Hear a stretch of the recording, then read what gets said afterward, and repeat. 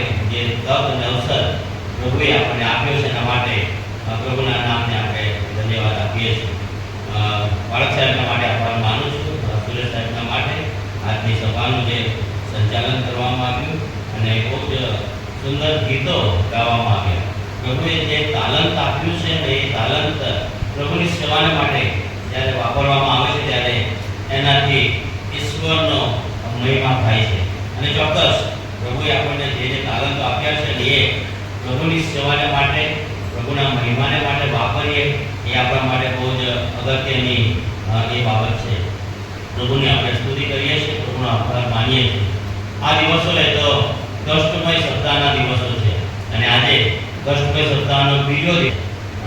દર વર્ષે આ કષ્ટમય સપ્તાહની અંદર આપણે ભેગા મળીએ છીએ અને સમગ્ર વિશ્વની અંદર આ કષ્ટમય સપ્તાહ જેની ઉજવણી કરવામાં આવે છે. જે સપ્તાહ દરમિયાન આપણે આપણા પાપોની, આપણા અપરાધોની, આપણે આપણા જીવનની સમીક્ષા કરીએ છીએ કે આપણે ક્યાં છીએ, કેવી રીતે આપણે જીવન જીવી રહ્યા છીએ. અને ઈશ્વરનું વચન કેવું અદ્ભુત છે કે જે આપણા જીવનની અંદર અજાયબ રીતે કામ કરે છે. અને આ બધી બાબતો કષ્ટમય સપ્તાહ દરમિયાન આપણે વાંચીએ છીએ અને સાંભળીએ છીએ ત્યારે પ્રભુના નામને આપણે ધન્યવાદ આપીએ છીએ. આપણો પ્રભુ એ મહાન પ્રભુ છે કે જે આ પૃથ્વી પર આપણા માટે આવ્યા અને આ પૃથ્વી પર આવીને પ્રભુ ઈસુના માટે જે કષ્ટ અને જે દુઃખ તેઓને આપવામાં આવ્યું.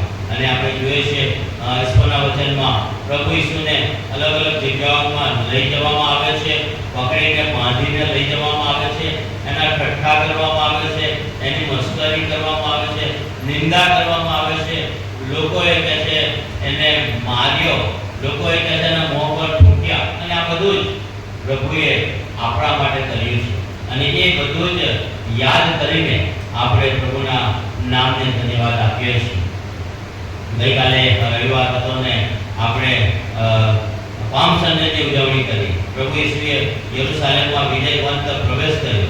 પ્રભુ ઈસુ જાણતા હતા કે યરુશાલેમમાં પ્રવેશ કરીને ત્યાર પછીના જે દિવસો છે, પછીનો જે સમય છે કે જેમાં મારે પુષ્કળ દુઃખ અને કષ્ટ વેઠવાનું છે, એ પ્રભુ ઈસુને ખબર હતી. પણ તેમ છતાં પ્રભુ ઈસુ એ જ્યારે યરુશાલેમમાં પ્રવેશ કરે છે ત્યારે એનું નામ આપવામાં આવ્યું છે વિજયવંત પ્રવેશ. કારણ કે પ્રભુ ઈસુ એ યરુશાલેમમાં પ્રવેશ કરીને જે દુઃખ અને કષ્ટ વેઠવાના હતા એમાં જે વિજય પ્રભુ ઈસુના માટે હતો અને માટે એ વિજયવંત પ્રવેશ એને ગણવામાં આવે છે. અને પ્રભુ ઈસુ યરુશાલેમમાં પ્રવેશ કરીને મંદિરનું શુદ્ધિકરણ કરે છે. સૌથી પ્રથમ કામ એ તો શુદ્ધિકરણનું કામ પ્રભુ ઈસુ કરે છે. અને ત્યારબાદ પ્રભુ ઈસુ એ તો ગેત્સેમાની વાડીમાં જાય છે, પ્રાર્થનામાં પોતાનો સમય વ્યતીત કરે છે.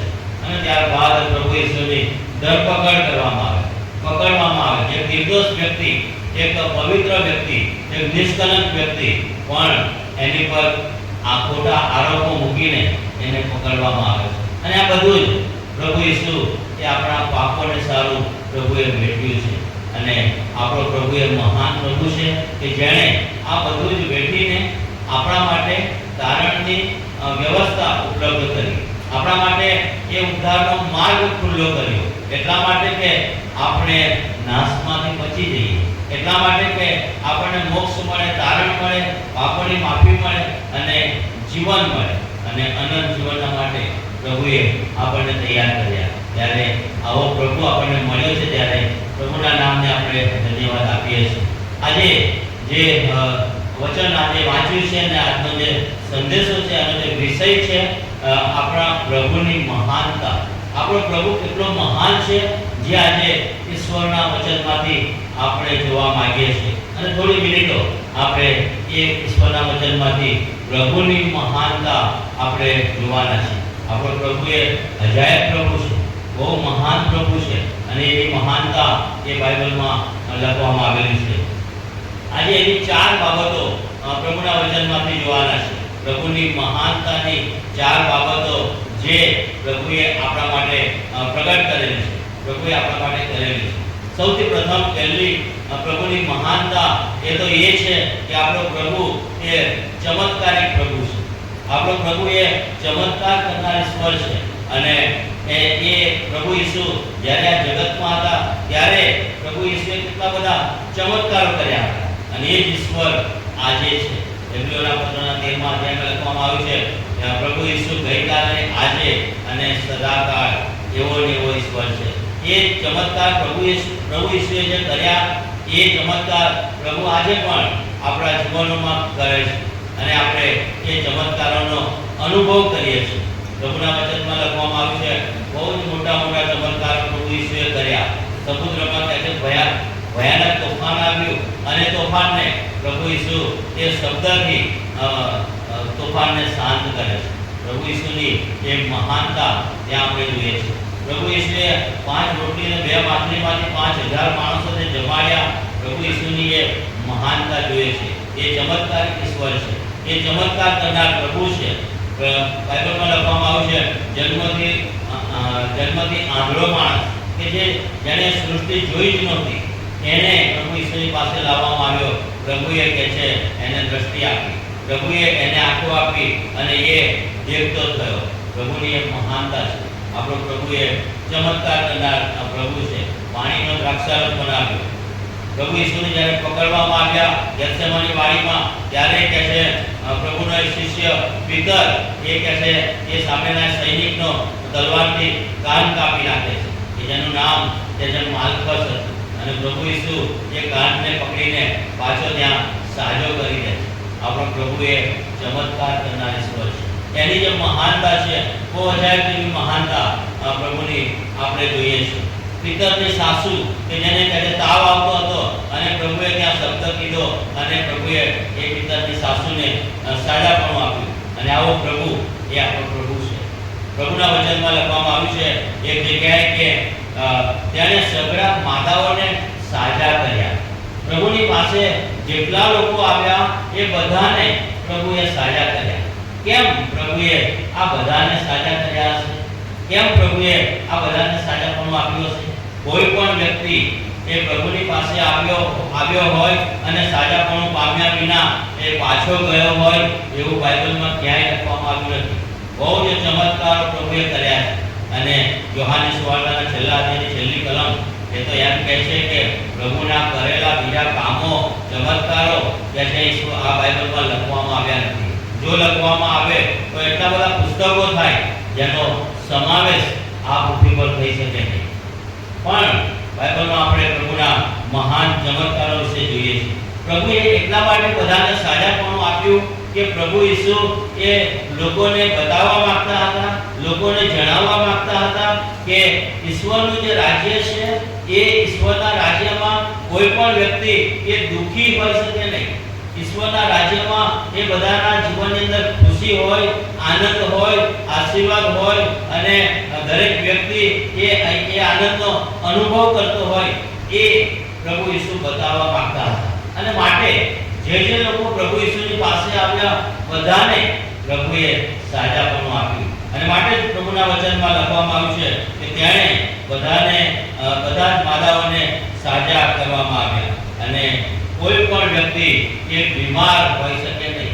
ઈશ્વરના રાજ્યમાં એ દરેક વ્યક્તિ બહુ જ આશીર્વાદિત હોય એ પ્રભુ ત્યાં બધાને બતાવવા માંગે છે અને એટલા માટે પ્રભુએ એ મહાન ચમત્કારો કર્યા છે.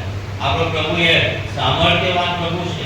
આપણો પ્રભુ એ મહાન પ્રભુ છે કે જે સાજાપણું આપનાર ઈશ્વર છે. બાઇબલ આપણને એમ કહે છે કે પ્રભુની આગળ કોઈ પણ બાબત એવી નથી કે જે અશક્ય હોય. ઈર્મિયાનું પુસ્તક 32મો અધ્યાય અને એની 26મી કલમમાં ત્યાં લખવામાં આવ્યું છે પ્રભુ કહે છે કે શું મને કોઈ કામ અશક્ય છે? ત્યાં પ્રશ્નાર્થ પાછળ લખવામાં આવે પ્રભુ કહે છે મને શું કોઈ કામ અશક્ય છે? પ્રભુને સર્વ શક્ય છે.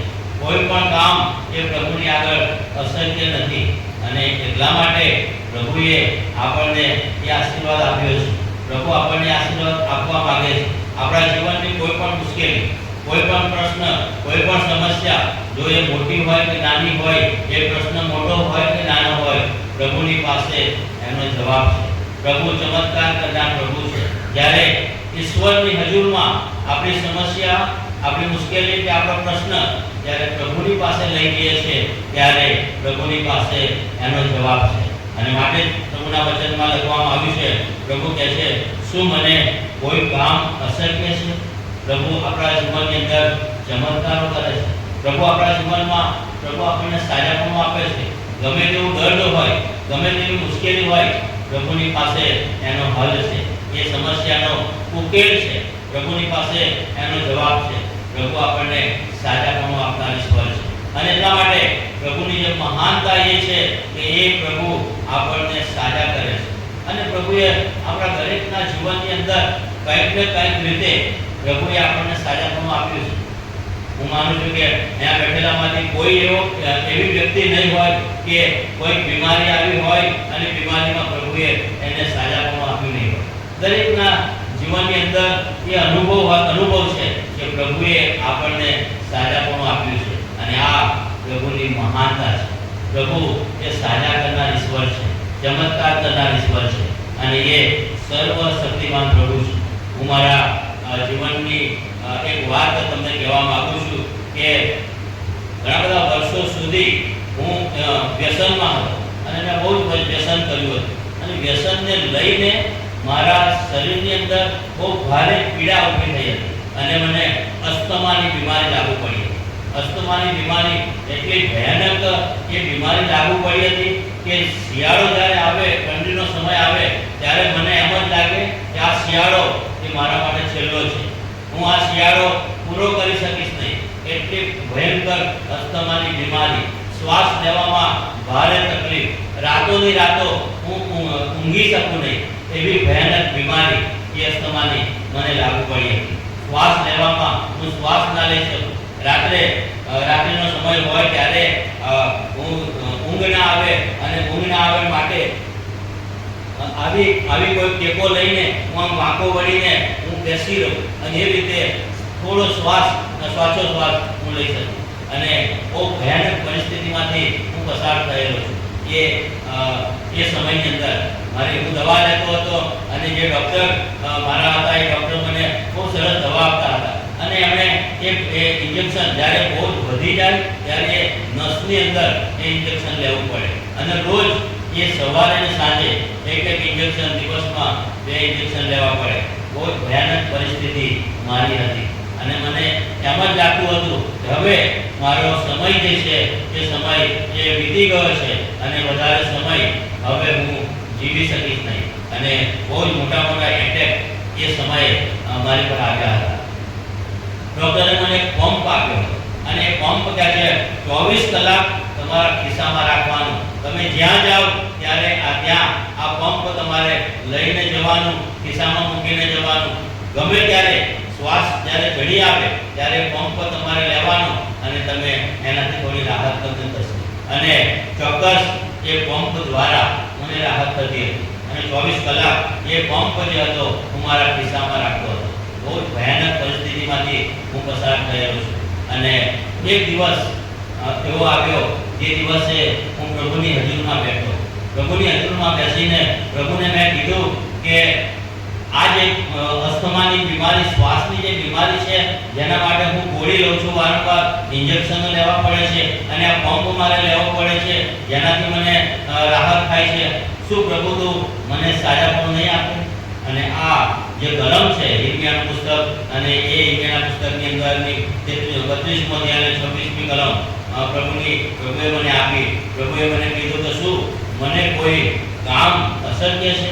પ્રભુને કીધું કે શું તારી પાસે આ બીમારીનો ઈલાજ નથી? તારી પાસે શું આ બીમારીનું સાજાપણું નથી? અને પ્રભુની પર મેં વિશ્વાસ કર્યો અને એ દિવસે એ જે પંપ હતો મારા ખિસ્સામાંથી કાઢીને બહુ જ વિશ્વાસથી મેં ફેંકી દીધો. પ્રભુને કીધું કે આ પંપ હવે હું કદી એનો ઉપયોગ કરીશ નહીં. આ પંપને હું બહુ વિશ્વાસથી નાખી દઉં છું. ભલે એ શ્વાસ મને ચડે, અસ્થમાનો એટેક મારી સામે આવે, હું ફરી કદી આ પંપ લઈશ નહીં. અને એ વાત મેં પ્રભુની આગળ મૂકી અને વિશ્વાસ કર્યો. અને એ દિવસ, એ સમય ત્યારથી લઈને અત્યાર સુધી વર્ષો વીતી ગયા. 2000 સાલની વાત કરું છું. આજે 2025 વર્ષ 25મું વર્ષ ચાલે. 25 વર્ષ થયા. એ કોઈ અસ્થમા નહીં, કોઈ શ્વાસની તકલીફ નહીં, બધું જ સંપૂર્ણપણે એ મટી ગયું. આપણો પ્રભુ એ ચમત્કાર કરનાર ઈશ્વર છે. આપણો પ્રભુ એ સાજાપણું આપનાર ઈશ્વર છે અને આપણા જીવનની અંદર બહુ અજાયબ એવા ચમત્કારો કરીને પ્રભુ એની મહાનતા આપણા જીવનની અંદર પ્રગટ કરે છે. અને આપણે બધાની પાસે હું માનું છું કે કંઈક ના કંઈક આવા અનુભવો પ્રભુએ આપ્યા છે. આ પ્રભુની સાક્ષી આપણા જીવનની અંદર પ્રભુએ કરેલા ચમત્કારો, પ્રભુએ કરેલા અદ્ભુત કામો એ જગતના લોકોને એ બતાવવાના છે. જગતના લોકોને એ જણાવવાના છે કે અમારો પ્રભુ એ ચમત્કાર કરે છે, અમારો પ્રભુ એ સાજાપણું આપનાર ઈશ્વર છે અને અમારો પ્રભુ એ સાજા કરે છે. પ્રભુના વચનમાં લખવામાં આવ્યું છે, બીજો રાજા 7મો અધ્યાય 9મી કલમમાં લખવામાં આવ્યું છે, આ દિવસ એ તો વધામણીનો દિવસ છે. વધામણીનો દિવસ એટલે ત્યાં લખવામાં આવ્યું છે કે વધામણીનો દિવસ હોવા છતાં આપણે કે ચૂપ બેસી રહ્યા છે. હવે જે સમય જે છે એ સમય તો એ છે કે જગતના લોકોને આપણા જીવનની સાક્ષી, આપણા જીવનમાં થયેલા ચમત્કારો જગતના લોકોને બતાવવાના છે. ત્યારે તો જગતના લોકો જાણશે કે આપણો પ્રભુ એ કેવો મહાન પ્રભુ છે, આપણો પ્રભુ એ કેવા ચમત્કારો કરનાર ઈશ્વર છે. અને ત્યાં એ બીજો રાજાના 7મા અધ્યાયમાં લખવામાં આવ્યું છે, જો કે છે સવારના અજવાળા સુધી આપણે થોભીશું તો આપણા પર શિક્ષા આવી પડશે. જે કામ પ્રભુએ આપણા જીવનમાં કર્યું છે, જે ચમત્કાર પ્રભુએ આપણા જીવનમાં કર્યો છે, એ જો લોકોને આપણે બતાવતા નથી, બેસી રહીએ છીએ, તો પ્રભુનું વચન આપણને કહે છે આપણા પર શિક્ષા આવી પડશે. એ શિક્ષાનો ભોગ આપણે બનીશું.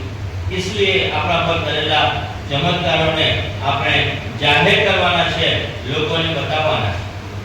ત્યારબાદ બીજી બાબત પ્રભુની જે મહાનતા છે એ તો એ છે કે આપણો પ્રભુ એ સમાધાન કરાવનાર પ્રભુ છે. આપણો પ્રભુ એ આપણને આપણું સમાધાન કરાવે છે. માણસને ઈશ્વરની વચ્ચે જે ગેપ પડેલી હતી, પાપની ગેપ, અને એ ગેપ પૂરવા માટે પ્રભુ ઈસુ આ જગતમાં આવ્યા છે. અને પ્રભુ ઈસુએ આ જગતમાં આવીને એ વધસ્તંભ ઉપર પાપની જે ગેપ હતી, વધસ્તંભ પર પ્રભુ ઈસુ પૂરી કરે છે. ઈશ્વરને માણસની સાથેનો જે સંબંધ છે, એ સંબંધને ફરીથી એ પુનઃ એ સંબંધ પ્રભુ સ્થાપિત કરે છે. લુકની સુવાર્તાના 23મા અધ્યાયમાં જે વાંચન આપણે કર્યું 8મી કલમથી 12મી કલમ સુધી, અને ત્યાં લખવામાં આવ્યું છે પ્રભુ ઈસુને પકડવામાં આવ્યા છે, એમની ધરપકડ કરવામાં આવી છે અને મુખ્ય યાજકો અને શાસ્ત્રીઓ ઈસુની પર બહુ મોટા અને ખોટા આક્ષેપો કરી રહ્યા છે. અને ત્યાં લખવામાં આવ્યું છે પ્રભુના વચનમાં, બહુ જુસ્સાથી આ શાસ્ત્રીઓ અને ફરીસીઓ ઈસુની પર તહોમત મૂકી રહ્યા છે.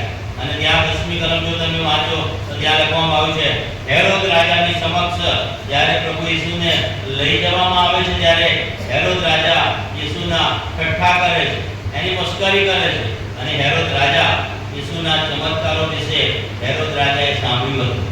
હેરોદ રાજા એવું ઈચ્છતા હતા કે ઈસુની સાથે મારી મુલાકાત થાય અને ઈસુ કંઈક ચમત્કાર મારી આગળ કરે કે જેથી એ ચમત્કારને હું જોઉં.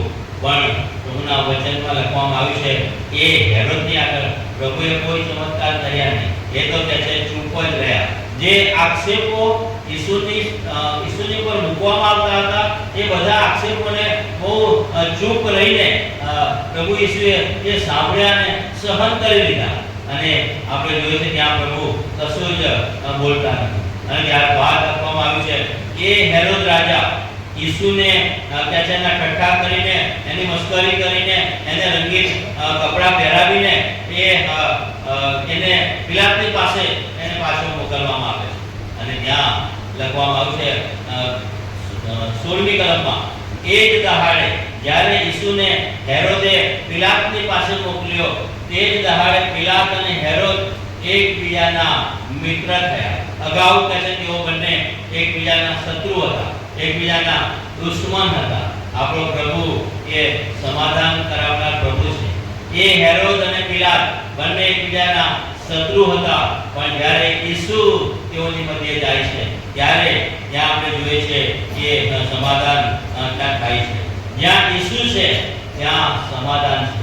અને ઈસુ આપણા જીવનમાં હોય એ બહુ અગત્યનું છે, કારણ કે ઈસુ આપણને સમાધાનમાં દોરી જાય છે. ઈસુ આપણું સમાધાન કરાવે.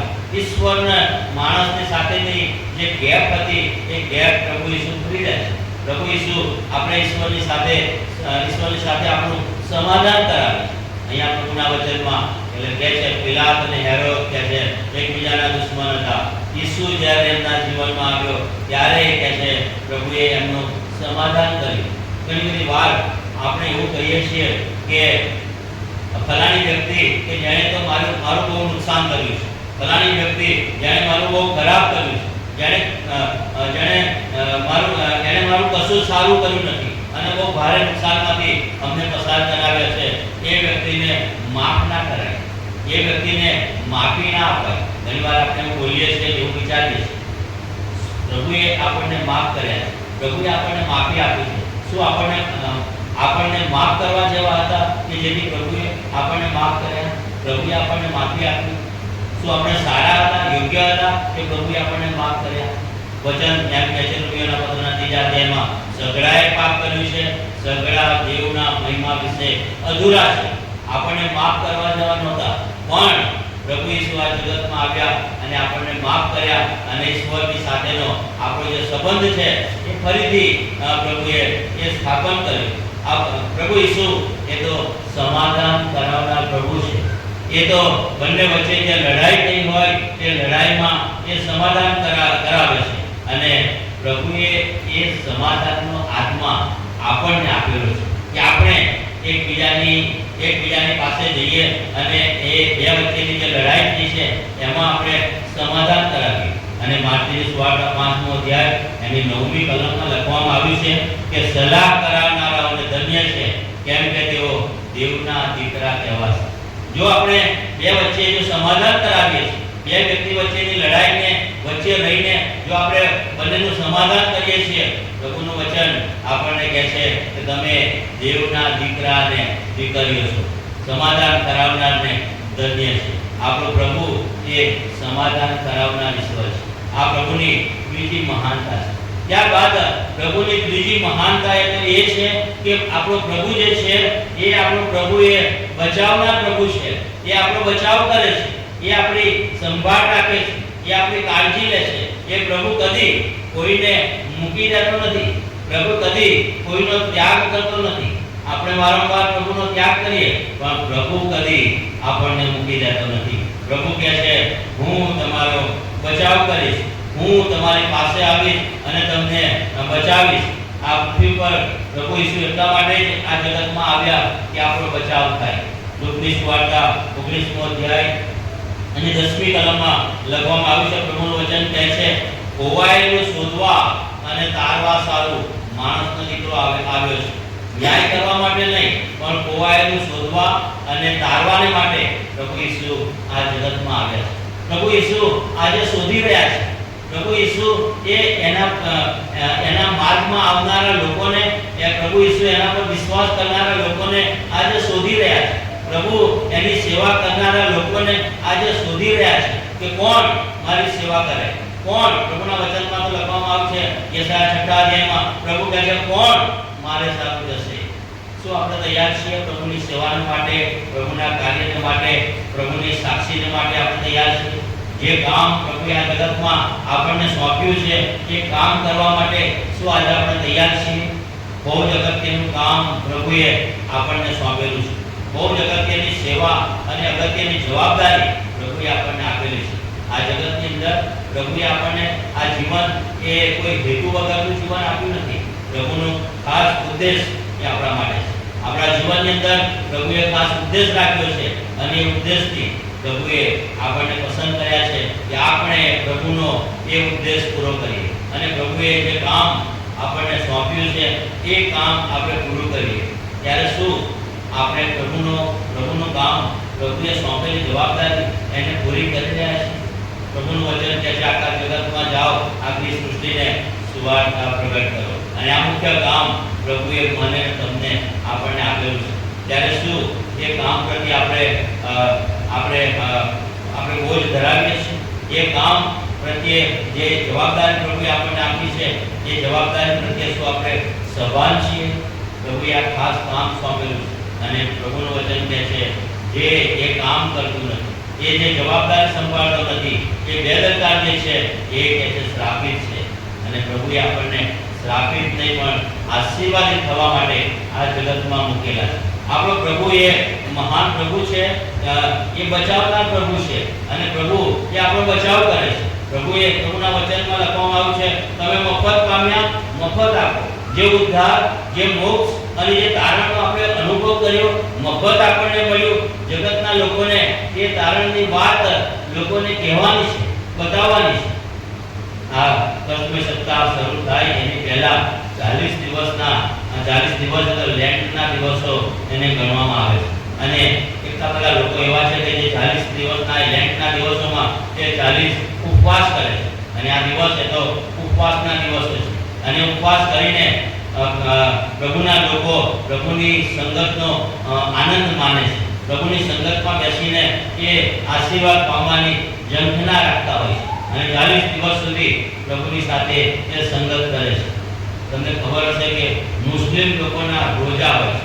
થોડા દિવસ પહેલા જ એ રોજા પૂરા થયા. અને એ રોજા એ જે મુસ્લિમ લોકો રાખે છે, એ મુસ્લિમના રોજા આખા વિશ્વની અંદર જગતના લોકો જાણે છે કે મુસ્લિમ લોકોના રોજા શરૂ થયા. આ દિવસોમાં મુસ્લિમ લોકોના રોજા ચાલે છે. એ આખી દુનિયા મુસ્લિમોના રોજા જાણે છે. આપણા 40 દિવસના ઉપવાસ શું જગતના લોકોને ખબર છે? કોઈ જાણતું નથી. કોઈને ખબર નથી કે આ દિવસો એ તો લેન્ટના દિવસો છે. કોઈને ખબર નથી કે આ દિવસો એ તો ખ્રિસ્તીઓના માટે, વિશ્વાસી લોકોના માટે ઉપવાસના એ દિવસો છે. કોઈને ખબર નથી. કેમ? આપણે કોઈને જણાવતા નથી, આપણે કોઈને કહેતા નથી. પ્રભુ આપણો જે બચાવ કરે છે એ બચાવની વાત આપણે અન્ય ધર્મી લોકોને એ જણાવતા નથી, માટે લોકો એ જાણતા નથી. પ્રભુએ કેટલા બધા લોકોને બચાવ્યા આ જગતની અંદર. કેટલા બધા લોકોના જીવનો પરિવર્તિત કરી દીધા. નવા કરારમાં લુકની સુવાર્તામાં આપણે જોઈશું 19મો અધ્યાય, ત્યાં ઝાંખીની વાત લખવામાં આવી છે કે પ્રભુ ઝાંખીના ઘરે ગયા, એની સાથે ભોજન કર્યું અને લખવામાં આવ્યું છે એ ઝાંખીનું જીવન એ પરિવર્તિત થઈ ગયું. એનું જીવન એ બદલાઈ ગયું. એક મોટો ટેક્સ કલેક્ટર હતો અને એ કહે છે પ્રભુની હજુરમાં નમી પડે છે અને પ્રભુની હજુરમાં નમી પડીને કહે છે કે જો મેં કોઈનું અન્યાયથી કંઈ પડાવી લીધું હોય તો હું એને 4 ગણું પાછું આપીશ. અને આ એનો બચાવ હતો. આ એની સાક્ષી હતી. આ એના જીવનની અંદર આ ચમત્કાર હતો. પ્રભુએ જે ચમત્કાર એના જીવનમાં કર્યો, એનું બદલાણ કર્યું અને બદલાણ એ ત્યાં પ્રગટ કરે છે કે હું 4 ગણું લોકોને પાછું આપીશ. પ્રભુએ મરિયમ માગદાલેનના જીવનને બચાવી લીધું. મરિયમ માગદાલેન જેનામાંથી પ્રભુએ ભૂતો કાઢ્યા હતા, જે બહુ જ એવું કહેવાય કે પ્રભુની હજુરમાં બહુ દોષિત સ્ત્રી હતી. પ્રભુએ એના જીવનની અંદર ચમત્કાર કરીને એના જીવનને પરિવર્તિત કરી દીધું. પ્રભુએ પેલો મરતો જે ચોર હતો, ઈસુની આજુબાજુનો ચોર, અને એમાંનો એક ચોર કહે છે પ્રભુને કહે છે તું જ્યારે તારા રાજ્યમાં આવે ત્યારે મને સંભાળજે. અને ત્યાં પ્રભુ કહે છે આજે તું મારી સાથે પારા દેશમાં હોય. પ્રભુએ એનો ત્યાં બચાવ કર્યો. જેટલા લોકો પ્રભુ ઈસુની પાસે આવ્યા બધાનો પ્રભુએ બચાવ કર્યો. નવા કરારમાં પાઉલ પ્રેરિતના માટે લખવામાં આવ્યું છે, સાઉલમાંથી બનેલો પાઉલ બહુ ખૂંખાર વ્યક્તિ, ખતરનાક વ્યક્તિ કે જે મંડળીઓને તોડનાર, મંડળીઓના જે વિશ્વાસી લોકો છે એમને મારનાર, એમને પકડીને જેલમાં પૂરનાર, બંદીખાનામાં લઈ જનાર, આવો ખતરનાક ખૂંખાર વ્યક્તિ પ્રભુએ એનો બચાવ કર્યો. પ્રભુએ એના જીવનને પરિવર્તિત કરી દીધું. પ્રભુએ એના જીવનને બચાવી લીધું. પ્રભુએ આજે આપણા જીવનને બચાવ્યું છે. પ્રભુએ આપણો બચાવ કર્યો. આપણો પ્રભુ કે જેની મહાનતા એ છે કે એ આપણો બચાવ કરે છે, એ આપણું તારણ કરે છે. પ્રભુએ આપણી મધ્યે જીવન અને મરણ એ બંને મૂકેલા છે. એ પુનર્નિયમના પુસ્તકના 30મા અધ્યાયની 20મી કલમ જો આપણે વાંચીએ તો ત્યાં પ્રભુએ 2 બાબત માણસની આગળ મૂકેલી છે, જીવન અને મરણ, ભલું અને ભૂંડું. અને એમાંથી શિખામણ રૂપે પ્રભુએ એ બાબત ત્યાં લખેલી પણ છે કે એમાંથી તું કે છે કોઈ પણ એક પસંદ કર. પણ પ્રભુએ ત્યાં એક બાબત લખી છે કે તું જીવન પસંદ કર કે જેથી તું જીવતો રહે. અને પ્રભુ આપણો બચાવ કરવા માંગે છે, પ્રભુ આપણને નાશમાંથી છોડાવવા માંગે છે. જો પ્રભુને આપણે જીવન હજી સુધી આપણું જીવન પ્રભુને સમર્પિત કર્યું નથી, પ્રભુ આજે આપણો બચાવ કરવા માંગે છે. એક વાત મને યાદ આવે છે, બે વ્યક્તિ હતા કે જે ચાલતા, બે મિત્રો હતા અને ચાલતા ચાલતા એ ડેમ પર ગયા અને એ ડેમ પર ઊભા રહીને એકબીજાની સાથે વાતો કરતા હતા. અને એવા સમયની અંદર એક માણસ એ દોડતો દોડતો આવ્યો ડેમ ઉપર અને ડેમ ઉપરથી એ નીચે કૂદી પડ્યો.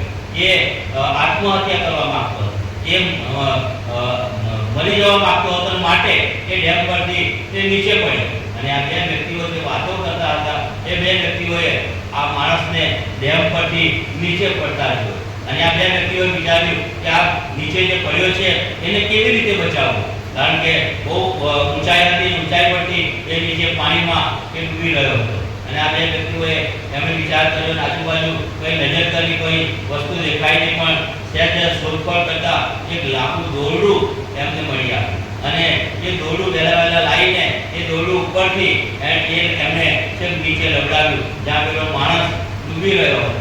અને ઉપરથી આ બે માણસે એ નીચેના ડૂબેલા માણસને એ કહે છે કે આ દોરડું અમે નાખીએ છીએ, એનો છેડો તું પકડી લે અને અમે તને ઉપર ખેંચી લઈશું અને તારો બચાવ થશે.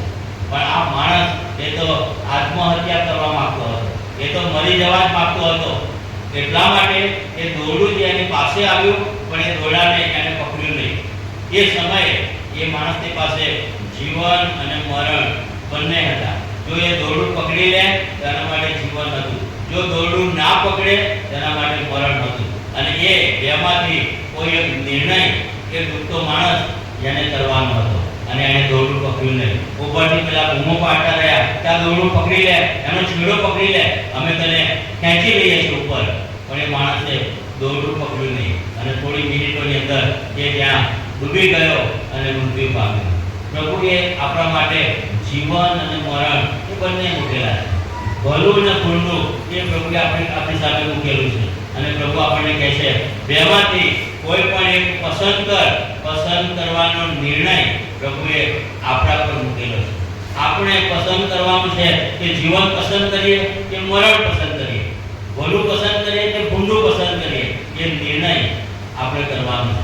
અને પ્રભુનું વચન આપણને શીખામણ આપે છે, પ્રભુનું વચન આપણને શીખ આપે છે, જીવન પસંદ કર કે જેથી તું કહે છે જીવતો રહે. આપણો પ્રભુ એ બચાવનાર પ્રભુ છે. આપણો પ્રભુ એ આપણો બચાવ કરવા માંગે છે, પણ આપણી પર એનો આધાર છે કે આપણે પ્રભુ તરફનું એ જીવન એ પ્રાપ્ત કરવું કે નહીં, એ લેવું કે નહીં. એક બીજી વ્યક્તિની વાત મને યાદ આવે છે.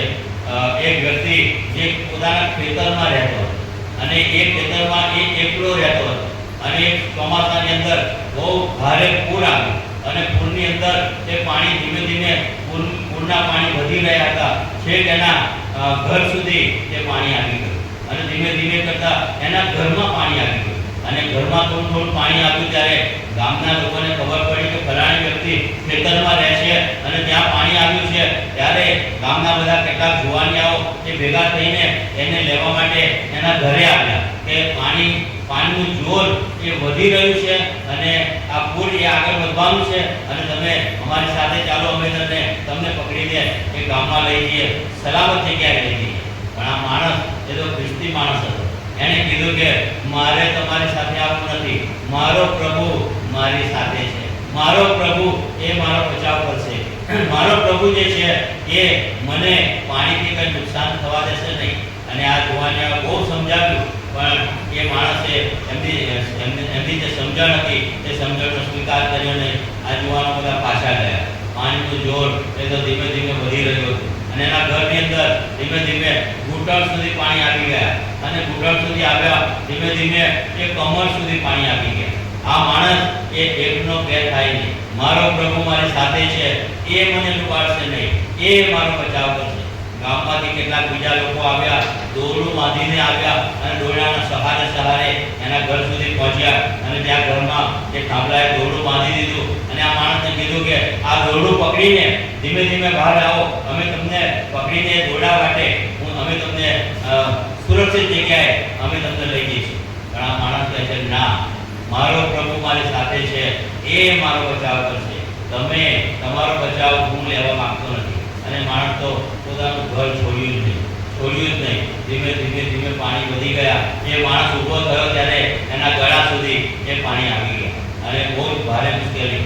અને જ્યાં સરકારને ખબર પડી કે ફલાણી વ્યક્તિ એ ત્યાં ફસાઈ ગયેલી છે ત્યારે હેલિકોપ્ટર મોકલવામાં આવ્યું. અને હેલિકોપ્ટર ત્યાં આવ્યું, એના ઘર પર દોરડા લગાવ્યા, એને કીધું કે આ દોરડું પકડી લો, અમે તને હેલિકોપ્ટરમાં ખેંચી લઈશું, તમારો બચાવ થશે. પણ આ માણસ કહે છે ના, હું ખ્રિસ્તી માણસ છું, હું કોઈનો બચાવ લઈશ નહીં. મારો પ્રભુ મારો બચાવ કરશે, એ મને ડૂબાડશે નહીં. અને પાણી તો ધીમે ધીમે એ ડૂબામણા થઈ ગયા. આખું ઘર ડૂબી ગયું. એ માણસને ડૂબી ગયો, મૃત્યુ પામ્યો અને પ્રભુની પાસે ગયો. અને પ્રભુની પાસે જઈને પ્રભુને કહે છે કે મારા ઘરની અંદર ત્યાં પૂર આવ્યું અને એ પૂરની અંદર મેં તો તારા પર વિશ્વાસ રાખ્યો હતો, મારો ભરોસો તો તારી પર હતો, ત્યાં મને છોડાયો નહીં, તું મને ત્યાં મારો બચાવ કર્યો નહીં. પ્રભુ કહે છે મેં તારો બચાવ કરવા માટે ગામના જુવાનિયાઓને મેં મોકલ્યા હતા, તારો બચાવ કરવા માટે. ત્યાર પછી કેટલાક લોકોને દોરડા લઈને મેં તારી પાસે મોકલ્યા હતા, તારો બચાવ કરવા માટે. અને પ્રભુ કહે છે છેલ્લે મેં હેલિકોપ્ટર મોકલ્યું તારો બચાવ કરવા માટે. પણ કહે છે એ સ્વીકાર કર્યો નહીં અને તું મૃત્યુ પામ્યો. ખ્રિસ્તી જીવનની અંદર ઘણી બધી વાર આપણા જીવનોમાં આવું બને છે કે આપણે પ્રભુ પર વિશ્વાસ કરીએ છીએ, પ્રભુની ઉપર જ આધાર રાખીએ છીએ, પણ આપણો પ્રભુ એ કોઈ ને કોઈ રીતે આપણો બચાવ કરે છે. કોઈ ને કોઈ રીતે પ્રભુ આપણને બચાવવા માંગે છે, પ્રભુ આપણને નાશમાંથી છોડાવવા માંગે છે. કારણ કે એટલા માટે જ પ્રભુ ઈસુ આ જગતમાં આવ્યા. થોડા વર્ષો પહેલા, વધારે નહીં તો હું માનું છું કે 9 થી 10 વર્ષ પહેલાની એક જીવંત દાખલો હું તમારી આગળ કહેવા માંગુ. ખંભાતની અંદર અમે સુવાર્તા પ્રચાર માટે ગયા. અમારો જે પ્રોજેક્ટ હતો આખા ખંભાતના દરેક ઘરમાં પ્રભુનું વચન પહોંચાડ્યું. અને એ પ્રોજેક્ટ લઈને અમે ખંભાતમાં ગયા. અમે 14 જણ અમારી ટીમમાં હતા અને 14માંથી 2-2ની ટીમમાં અમે 7 ટીમો બનાવીને એ ખંભાતમાં બધાના ઘરે અમે સુવાર્તા પહોંચાડવા માટે મોકલ્યા. એમાંની 2 બહેનો એક ટીમ બનાવીને એ બહેનોએ સુવાર્તા પ્રગટ કરી હતી. બપોરના એ લગભગ 1:30 વાગ્યો હતો અને 1:30 વાગે એ ઘરે સુવાર્તા આપતા એ ઘર બંધ હતું. અને એ બંધ ઘર બહારથી બંધ નહીં પણ અંદરથી બંધ હતું. આ બહેનોએ એ ઘર ઠોક્યું બહારથી કે જેથી કોઈ આવે બહાર એને એ સુવાર્તા આપવામાં આવે. બહુ બધું પકડાવ્યું, કોઈ દરવાજો ખુલ્યો નહીં. અને એ બહેનો એ દરવાજો પકડાવતા રહ્યા. ઘણી બધી મિનિટો પછી એ દરવાજો એક બહેને ખોલ્યો અને બેન બહાર આવ્યા અને કહે છે શું છે? તો આ 2 બહેનો જે અમારી હતી એમણે એમના હાથમાં સુવાર્તા આપી કે આ પ્રભુનું વચન છે જે તમારા માટે છે. અને ત્યાર પછી એ 2 બહેનો એ બહેનની સાથે થોડી મિનિટો એ વાર્તાલાપ કરવા લાગ્યા અને પ્રભુ ઈસુની વાત, પ્રભુ ઈસુ માણસોનો કેવો બચાવ કરે છે એ વાત, એ સાક્ષી ત્યાં પ્રગટ કરવા લાગી. અને આ બહેન કહે છે તમે અંદર આવો અને મારી સાથે વધારે વાત કરો. અને આ બંને બહેનોને એ ઘરમાં લઈ ગયા અને ઘરમાં બેસાડ્યા, પાણી આપ્યું અને પછી કહે છે વધારે વાત કરો. અને ત્યાર પછી એ બહેને એવું જણાવ્યું કે તમે જ્યારે દરવાજો ખટખટાવતા હતા ત્યારે કહે છે મારા રૂમની અંદર એ મેં ખુરશી પણ મૂકેલી છે, એ ખુરશી જુઓ પંખાની નીચે, અને કહે છે એ દોરડું પણ લટકાયેલું હતું એ પંખાની નીચે. હું કહે છે આપઘાત કરવા જઈ રહ્યો. હું મારા જીવનમાં એટલું બધું દુઃખ છે, કષ્ટ છે, ભયાનક મુશ્કેલીઓ છે કે એટલા માટે હું મારા જીવનનો અંત લાવવા માંગતી હતી. અને આ દોરડું બાંધેલું છે, હું ખુરશી પર ચડેલી હતી અને દોરડું ખાલી મારા ગળામાં પહેરવાની એટલી જ વાર હતી અને તમે દરવાજો ખટખટાવ્યો. જો કદાચ 1 કે 2 મિનિટ પછી તમે આવ્યા હોત તો હું આ પૃથ્વી પર જીવતી હોત નહીં, હું આપઘાત કરીને મૃત્યુ પામ્યો. પ્રભુ એ કોઈ ને કોઈ રીતે માણસનો બચાવ કરવા માંગે છે, આપણને બચાવવા માંગે છે. આપણો પ્રભુ એ મહાન પ્રભુ છે કે જે બચાવ કરે છે. અને એટલા માટે પ્રભુ ઈસુ આ જગતમાં આવ્યા કે છે તમારો નાશ ન થાય પણ તમને અનંત જીવન મળે. એ માટે આપણો પ્રભુ આ જગતમાં આવ્યો છે. અને પ્રભુના વચનમાં યશાયાના 53માં જેમ લખવામાં આવ્યું છે, પ્રભુનું વચન કહે છે પછી તેણે આપણા દર્દ એના માથે લીધેલા છે. આપણા જે દર્દ છે, આપણી જે મુશ્કેલીઓ છે, આપણા જે પ્રશ્નો છે એ પ્રભુએ કહે છે એના માથા પર લીધા છે, અને આપણા દુઃખો ત્યાંને વેઠ્યા છે, અને આપણા પાપોને લીધે કહે છે તે કચડાયો, આપણો બચાવ કરવા માટે એને કહે છે શિક્ષા થઈ. આપણો પ્રભુ એ બચાવ કરનાર પ્રભુ છે કે જે આપણને બચાવે છે. આ પ્રભુની ત્રીજી મહાનતા છે. અને ત્યારબાદ પ્રભુની ચોથી મહાનતા આપણે જોઈએ છીએ કે પ્રભુ આપણને આશીર્વાદ આપવા માંગે છે. આ ચોથી પ્રભુની મહાનતા છે. પ્રભુ આપણને છોડી દેતો નથી. પ્રભુ આપણને આશીર્વાદો પર આશીર્વાદો આપવા માંગે છે. કયા આશીર્વાદો પ્રભુ આપણને આપે છે? આપણા જીવનનો સૌથી મોટો આશીર્વાદ એ કયો કહી શકીએ આપણે? કોઈ કહેશે? આપણા જીવનનો સૌથી મોટો આશીર્વાદ એ કયો? હું માનું છું કે તંદુરસ્તીનો આશીર્વાદ એ સૌથી મોટો આશીર્વાદ.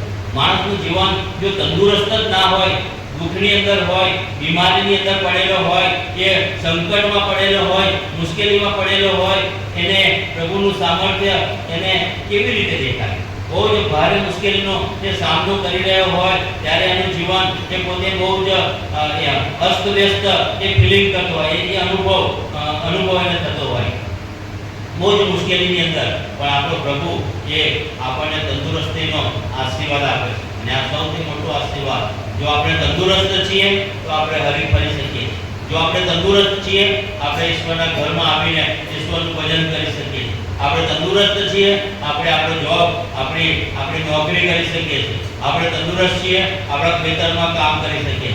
પણ જો તંદુરસ્તી જ નથી, બીમાર છીએ, પથારીમાં પડ્યા છીએ, કશું જ કરી શકે નહીં. માણસ ત્યારે કશું કરી શકે.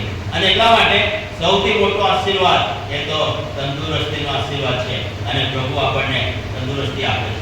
એટલા માટે કે આપણે પ્રભુના માટે કંઈક કરીએ. એ તંદુરસ્તી એ પ્રભુની સેવા માટે, એના મહિમા માટે, એની સાક્ષીને માટે વાપરીએ, અને એ પ્રભુ આપણા હકમાં એ પૂરી કરે છે. આશીર્વાદો આપનાર પ્રભુ છે.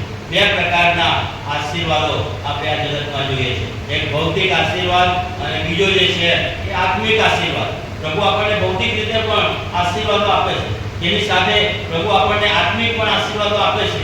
અને આ બંને પ્રકારના આશીર્વાદો, પણ આત્મિક આશીર્વાદ એ આપણા માટે બહુ જ અગત્યની બાબત છે. અને ભૌતિક આશીર્વાદ જે છે કે જે લાંબુ આયુષ્ય, તંદુરસ્તી સાથે લાંબુ આયુષ્ય પ્રભુ આપણને આપવા માંગે છે. માણસનું જે આયુષ્ય છે એ તો 70 વર્ષનું આયુષ્ય છે, અને 70 વર્ષનું આયુષ્ય પ્રભુએ ઠરાવ્યું છે.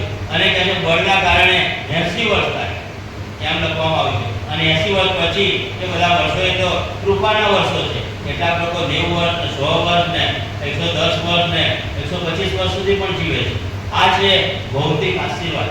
જગતનો જે આશીર્વાદ છે એ ભૌતિક આશીર્વાદ.